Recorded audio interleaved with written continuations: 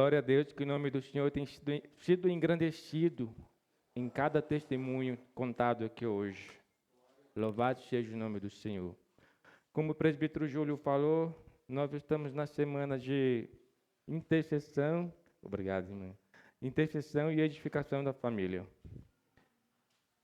E o título da ministração de hoje é Pais Discipuladores.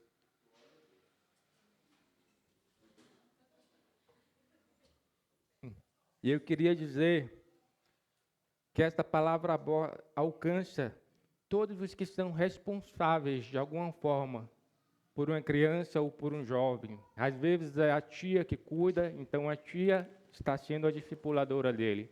Às vezes é um enteado seu, então você está sendo o discipulador dele. Às vezes o pai não mora com a filha por algum motivo, mesmo assim ele não deixa de ser pai e não deixa de ser um discipulador dessa criança.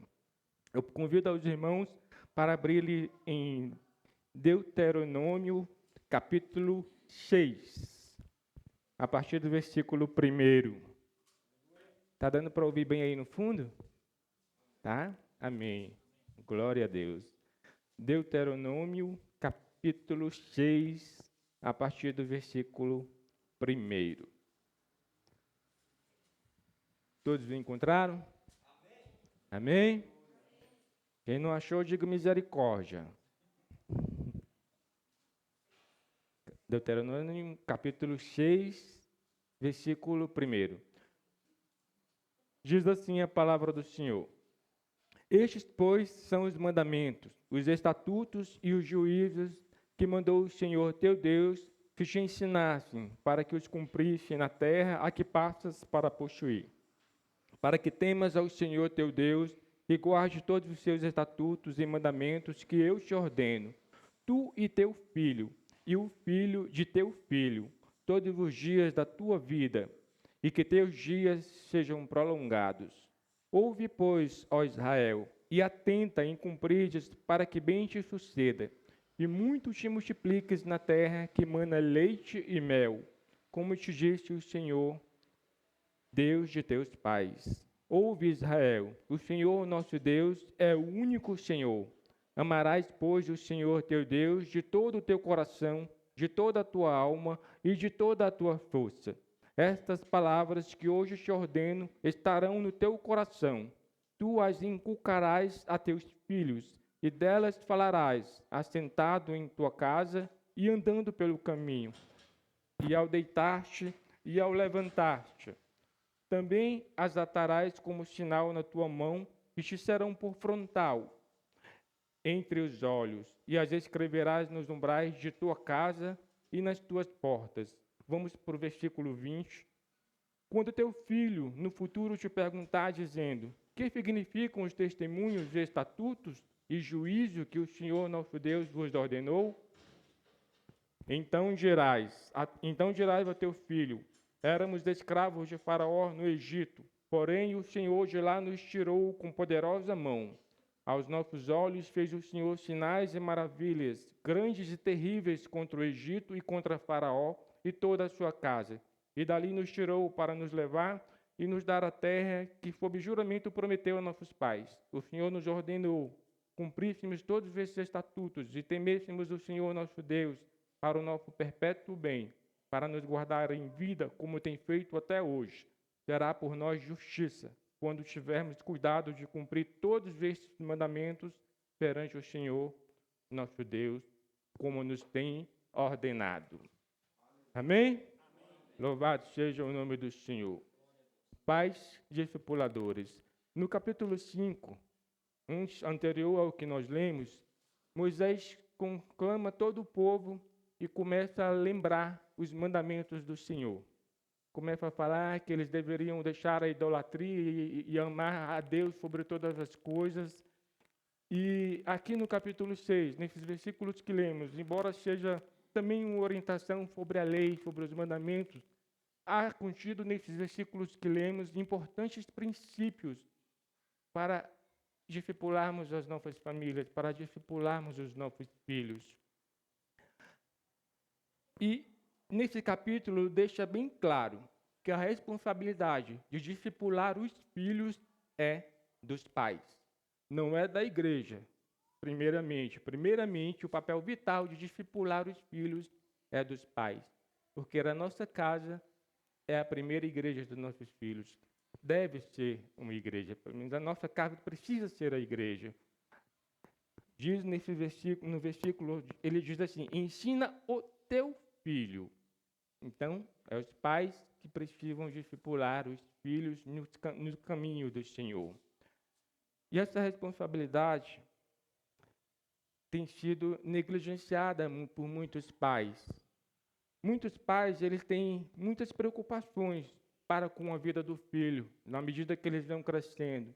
E se nós perguntarmos para a maioria dos pais, a primeira prioridade que eles vão ter é o sucesso acadêmico e o sucesso profissional. A vida espiritual dos filhos, ou nada ou quase nada, tem se preocupado, tem essa preocupação no seio familiar pelos pais das crianças, infelizmente.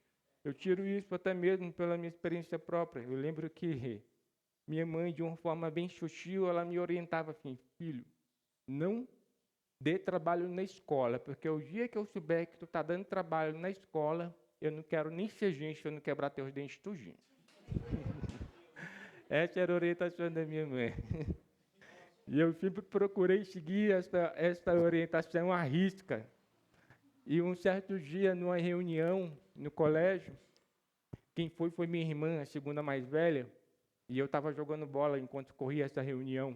De repente, um colega saiu correndo, me chamando e falou: Ivan, tua irmã está te chamando lá na sala, porque os professores estão falando muito mal de tu. Eu fiquei assim assustado, já fui tremendo, né? Quando eu fui lá, eu tinha um colega de classe que o meu número era 10, foi tão real, até hoje lembro como se fosse ontem.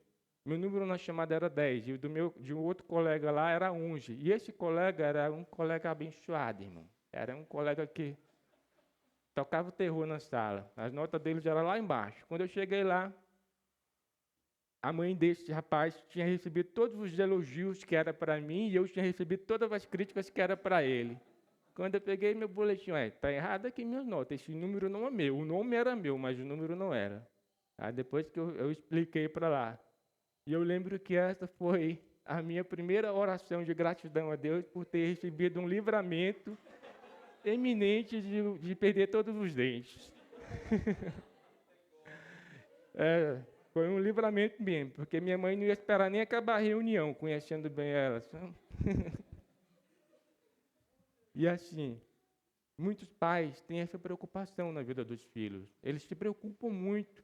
Não é errado, a gente precisa querer que os nossos filhos estudem, precisa querer que o nosso filho tenha um emprego bom, mas não é o suficiente se nós invertermos as prioridades. Primeiramente, nós precisamos querer que o nosso filho compreenda os princípios do Senhor na vida dele. Precisamos colocar no coração dos nossos filhos o desejo de conhecer ao Senhor. Os pais e a igreja precisam ser parceiros nisso. E muitos pais, infelizmente, não têm orientado os filhos à importância da liderança espiritual que o anjo da igreja exerce sobre os seus filhos. Eles não têm colocado um respeito, um temor, um respeito que eles devem ao anjo da igreja, que é os pastores da igreja. E a gente vê muitos jovens desrespeitando os seus pastores. Muito culpa dos pais que não discipulam os seus filhos, não explicam a importância que o pastor de uma igreja tem sobre a vida dos filhos dele. Aí, por sua vez, os pais têm jogado essa responsabilidade de discipular nos pastores da igreja, mesmo não orientando os filhos a importância de obedecer, de respeitar a liderança espiritual. Mesmo assim, eles pegam os seus filhos e lançam na igreja. O mesmo ditado que é para a escola lá no mundo, que a educação básica de cordialidade é os pais que ensinam, aqui também, no mundo espiritual, os princípios básicos do Senhor, nós, os pais, precisamos passar para os nossos filhos. E a igreja, muitas vezes, ela tem tentado assumir essa responsabilidade primordial, vital, que a princípio não é dela, é dos pais. E o que tem acontecido? Muitas igrejas têm tentado atrair esses jovens de todas as maneiras, colocando eventos que possam atraí-los, mudam até mesmo o layout da igreja, como nós estávamos conversando ali sobre a igreja toda preta, né? O fundo preto. Mas isso pode até ser útil por um certo período de tempo. Pode, no máximo, acender nos corações dos jovens um fogo de palha. Mas, se os pais não terem o hábito de discipular os seus filhos em suas casas, é em vão. Porque eles não vão seguir sempre, se eles não tiverem um exemplo dentro de suas casas, se eles não tiverem nos pais um espelho dentro dos seus lares. As igrejas precisam voltar ao foco.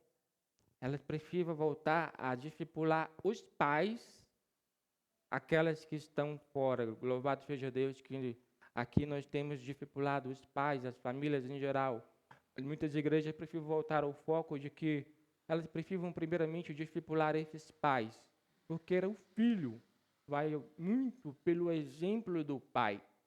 O pai precisa dar o exemplo dentro do lar. O pai precisa ser modelo dentro do lar. Quando eu digo pai, é mãe, tia, que quem toma o do responsável da criança. Amém, irmãos? E qual é a real necessidade de adotarmos um discipulado nos nossos filhos, nas nossas famílias? É que nós precisamos, como o texto que lemos disse, inculcar a palavra nos nossos filhos, nos nossos familiares. Inculcar essa palavra na mente e no coração dos nossos filhos. Como ser um pai discipulador? Vamos ver alguns pontos importantes. Primeiramente, um pai precisa se olhar no espelho, mas não é um espelho qualquer. Segundo Timóteo 3, versículo 16, diz assim: toda a Escritura é inspirada por Deus e útil para o ensino, para a repreensão, para a correção, para a educação na justiça, a fim de que o homem de Deus seja perfeito e perfeitamente habilitado para toda boa obra. Eis aqui o nosso espelho. A Bíblia Sagrada é o espelho de cada pai, de cada discipulador. É porque através da Bíblia, quando nós meditamos na Bíblia, nós nos enxergamos, nós olhamos para nós e vemos as nossas falhas, nós vemos as nossas misérias, nós vemos os nossos pecados, nós vemos as nossas fraquezas como homem, como mulher, como pai, como mãe. E vemos a necessidade de nos arrependermos, de clamarmos pela misericórdia do Senhor. Vemos a necessidade de uma inteira dependência do Senhor, para que Ele venha e nos ajude nas nossas falhas, nas nossas imperfeições como pai, como mãe, como discipulador dos nossos filhos, e que Ele possa, através das nossas vidas, cuidar dos nossos filhos, da nossa herança, que os nossos filhos são a herança do Senhor, que Ele, através das nossas vidas como pai, como mãe, quer cuidar dos nossos filhos.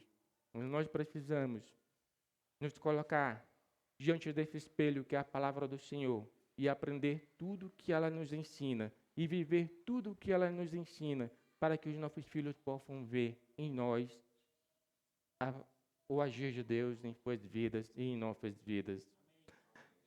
Mas a Bíblia não apenas aponta as nossas falhas, as nossas fraquezas, as nossas imperfeições. Além dela apontar, ela também nos dá a cura, ela nos dá a orientação de como sanar essas fraquezas, de como sanar essas imperfeições. Ela não aponta o dedo para nós, ela nos chama com amor. Deus nos chama através da palavra dele com amor, com misericórdia e nos instrui a nos colocarmos no caminho dele com interesse de coração, com sinceridade, para aprendermos mais dele e para podermos ensinar aos nossos filhos, para que possamos colocar no coração dos nossos filhos o desejo de conhecer este Deus que entregou tudo, que entregou o seu único filho por mim, por você e por nossos filhos. Por onde nós podemos começar esse discipulado? Em 2 Reis, capítulo 22, a partir do versículo 8, diz ali, parafraseando esse versículo, diz ali que o sumo sacerdote Hilquias estava arrecadando dinheiro para reformar o templo. E lá no templo ele achou perdido o livro da lei.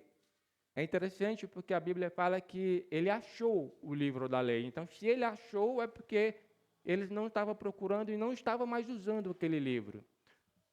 E há alguns anos já que aquele livro da lei não era lido diante do povo de Israel pelo sumo sacerdote, o encarregado de cuidar da vida espiritual do povo. Mas há alguns anos, aquele livro da lei, por algum motivo, estava ali guardado, perdido, se empoeirando.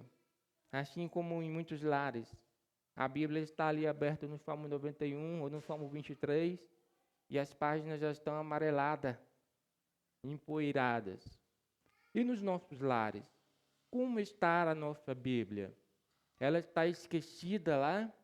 Nós só lembramos dela nos dias de culto? Nós temos cultos aqui na quarta, na sexta e no domingo. Vou nem colocar o dia de oração, porque às vezes a gente traz só o celular. Mas de segunda a quinta, como está a nossa Bíblia em nossos lares? Ela tem sido guardada na estante, na gaveta, ou nós estamos todos os dias meditando essa palavra? Meditando, lendo essa palavra? Irmãos, eu não estou apontando o dedo para ninguém, porque essa palavra cortou em mim primeiro, amém? Ela é espada de dois gumes. E ela tem me cortado há muito tempo. Quando eu falei para ali que o tema da palavra era pais discipuladores, a primeira pergunta que ela me fez: tu está discipulando a tu? A palavra corta em mim primeiro. Eu já falei. Essa palavra está cortando em mim primeiro. E corta não é pouco, não. Então, como está a nossa Bíblia em nossas casas? Nós temos meditado nela? Nós temos estudado verdadeiramente essa palavra? Se não estivermos, está na hora de nós pegarmos a nossa palavra, de nós almejarmos a sair do raso e mergulhar mais no profundo, na intimidade com o Senhor. Mergulhar mais profundo no nosso relacionamento com o Senhor. E o primeiro passo, depois que nós pegarmos essa palavra e começarmos a meditar, um outro ponto do pai discipulador é o Evangelho. Salmo 78, versículo 5 a 7, diz assim: porque ele estabeleceu um testemunho em Jacó e instituiu uma lei em Israel, ordenando aos nossos pais que os ensinassem a seus filhos, para que a futura geração os conhecesse, para que os filhos que nasceriam se levantassem e os contassem a seus filhos, a fim de que pusessem sua confiança em Deus e não se esquecessem das suas obras, mas guardassem os seus mandamentos. O primeiro passo que temos que fazer é nos debruçar no Evangelho e transmitir a mensagem do Evangelho aos nossos filhos. Transmitir a mensagem da cruz aos nossos filhos. Transmitir os ensinamentos do Senhor Jesus aos nossos filhos. E quando eu digo o Evangelho também, até de Gênesis até Apocalipse. Nós precisamos ministrar na vida dos nossos filhos todos os princípios contidos na Bíblia. E antes de ministrarmos aos nossos filhos, nós precisamos ser ministrados com esses princípios. Essa palavra do Senhor precisa fazer parte das nossas vidas. Ela precisa fazer parte do nosso caráter, da nossa conduta diária. A palavra do Senhor precisa ser evidente em nossas vidas. Os nossos filhos serão ganhos através do nosso testemunho no dia a dia. A palavra do Senhor tem que estar gravada no nosso coração, na nossa mente, na nossa alma, no nosso espírito, em todo o nosso ser. Tudo que em nós precisa ser uma manifestação da palavra do Senhor em nossas vidas. Nós precisamos falar da palavra para os nossos filhos, como a palavra que lemos diz: assentado, deitado, andando pelo caminho, correndo, de todas as formas. E o que isso quer dizer? Você precisa aproveitar todas as oportunidades de uma vida diária para ministrar a palavra na vida do seu filho. E muitas vezes essa ministração na vida do seu filho, como eu já disse aqui, não vai ser só por palavras, mas vai ser pelo seu modo de agir. Quando o seu filho vê você sendo provocado, sendo afrontado, ele precisa aprender com o seu testemunho nessa situação sobre o domínio próprio. Quando você for provocado, seu filho precisa ver que você manteve o domínio próprio, você não respondeu à provocação, você não pagou o mal que lhe foi dirigido com o mal, mas você soube reter o mal e retribuiu com o bem. Seu filho precisa ver isso e você estará ensinando a ele, com o seu testemunho, uma importante lição na vida dele. Quando seu filho vê que você foi ofendido por alguém, ele precisa ver na sua vida a prática do perdão. Ele precisa ver que quando você é ofendido, por mais que doa, por mais que sangre o seu coração, você vai conseguir liberar o perdão. Você vai perdoar. E seu filho vai aprender uma grande lição, a perdoar aqueles que lhe ofendem. Quando o seu filho ele vê que você ofendeu alguém, seu filho, você ofendeu alguém e você cometeu algum erro, seu filho vai precisar aprender através do seu testemunho e do meu testemunho a humildade de reconhecermos nosso erro e de pedirmos perdão à pessoa que nós ofendemos. E muitas vezes seu filho vai ter que aprender até mesmo que você foi ofendido, mas você foi lá e pediu perdão. Muitas vezes nós, mesmo tendo sido ofendido, nós é que vamos pedir o perdão. E seu filho vai aprendendo com o seu testemunho, muito mais do que com as suas palavras, importantes lições, importantes princípios bíblicos que regem a vida do cristão. Nossos filhos, eles precisam ver na nossa vida a prática diária da palavra de Deus. E não há espaço na sua vida para você não praticar a palavra. A palavra diz que tudo o que formos fazer, seja como se fosse para o Senhor, para a honra e para a glória do Senhor. Tudo em nossas vidas precisa glorificar, precisa adorar o nome do Senhor. Não tem um centímetro da sua vida que você pode dar um passo fora dessa palavra. Não. Todos os nossos passos precisam estar dentro da palavra de Deus. E assim o seu filho vai crescer e vai aprender com o seu testemunho e vai aprender com você ministrando na vida dele também.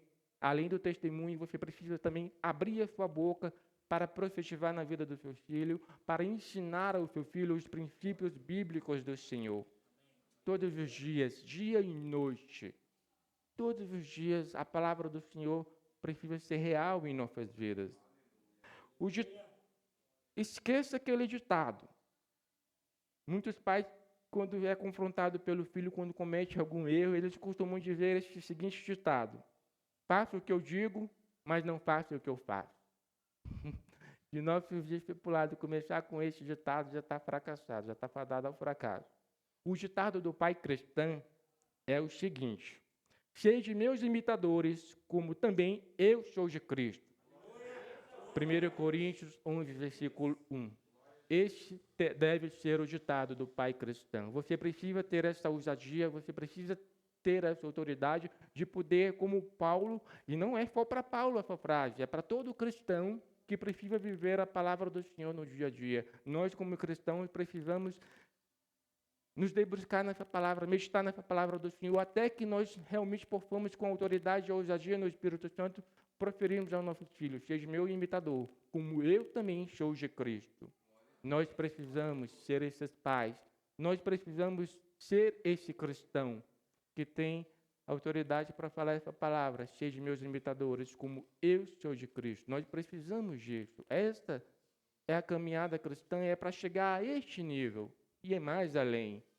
Nós precisamos estar almejando o crescimento, maturidade cristã. No final de semana passado, nós estávamos no tema extra, que era maturidade cristã. E como nós precisamos da maturidade cristã para avançarmos no reino de Deus? Nós precisamos, em toda a área da nossa vida, nós precisamos de maturidade cristã. Nós temos dado um bom testemunho para os nossos filhos, para os nossos familiares, que nós possamos refletir nessa pergunta. E se não estivermos ainda, que nós possamos começar a dar um bom testemunho. Um outro ponto importante é que nós precisamos descobrir o tesouro.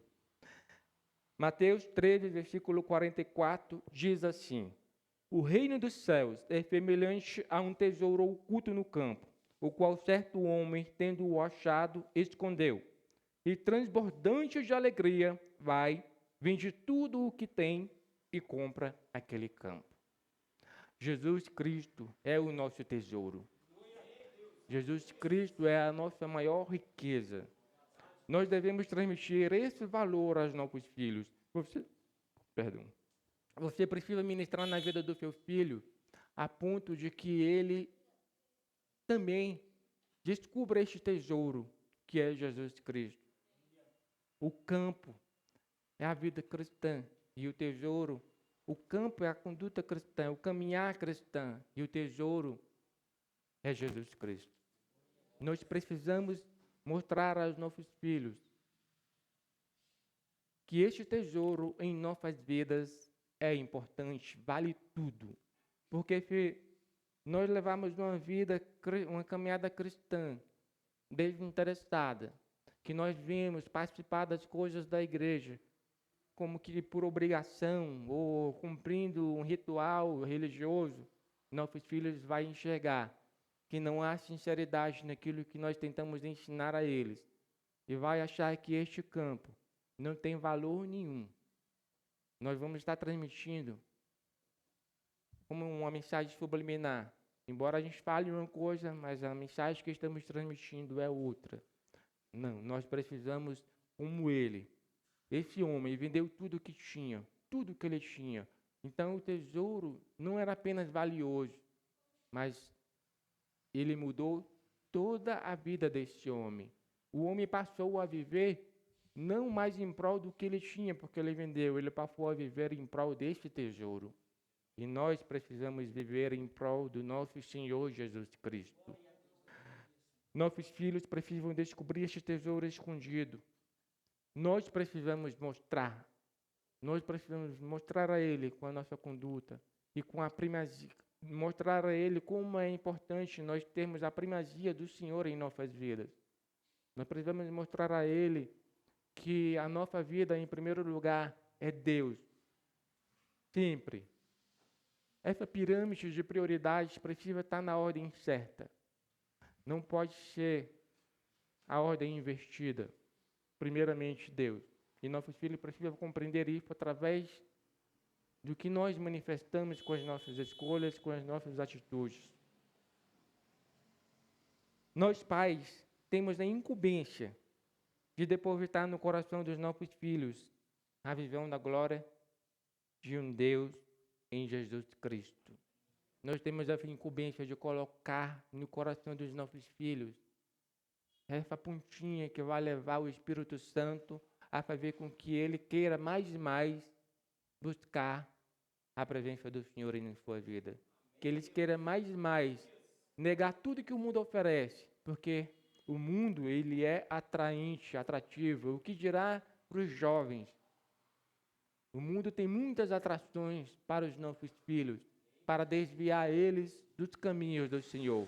E se nós, como pais, discipulando os nossos filhos, não conseguirmos colocar Jesus Cristo no coração dele como um tesouro valioso, que ele precisa pegar este tesouro, para ele pegar esse tesouro, ele precisa largar todas as outras coisas que o mundo oferece e viver somente em prol de Jesus Cristo, nosso discipulado vai ser em vão.